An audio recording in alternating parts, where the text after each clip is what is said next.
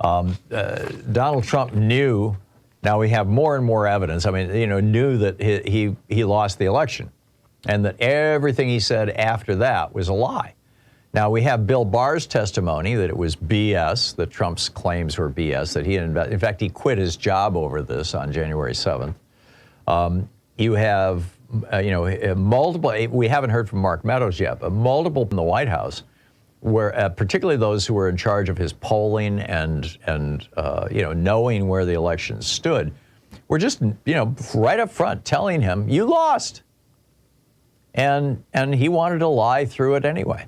And now we discover that he hired this outside research firm. It was called the Berkeley Research Group, paid them hundreds of thousands of dollars to look into 6 states in the 2020 election, looking for fraud and irregularities. And they took all of the, quote, evidence that's in this, this phony BS movie, 2000 Mules, all the stuff that Rudy Giuliani had, all the claims that were being made by Trump, about Ruby Freeman down in Georgia and all that. They took all that stuff and carefully examined it with professional investigators and attorneys and whatnot, and came to the conclusion that Donald Trump lost the election, period, full stop, end of discussion. He lost the election. And they told him that.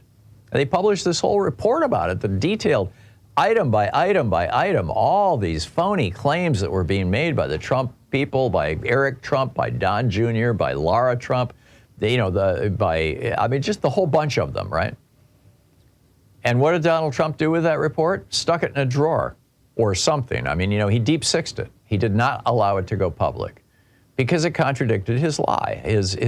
Everything was based on this lie. And criminal culpability requires knowledge that what you're doing is actually a crime. And so what this report does, irrefutably, I think, is establishes that Donald Trump knew that when he sent that mob on January 6th that ended in the death of 8 people now with 3 police officers and a couple of protesters, that when he sent that mob, and he was responsible for the death of those 8 people and the injury of 140 police officers, directly responsible. And he wasn't just directly responsible for it, he was responsible for it with malice, because he knew that he was sending these people to their deaths based on a lie. Why isn't this guy charged with manslaughter as well as sedition?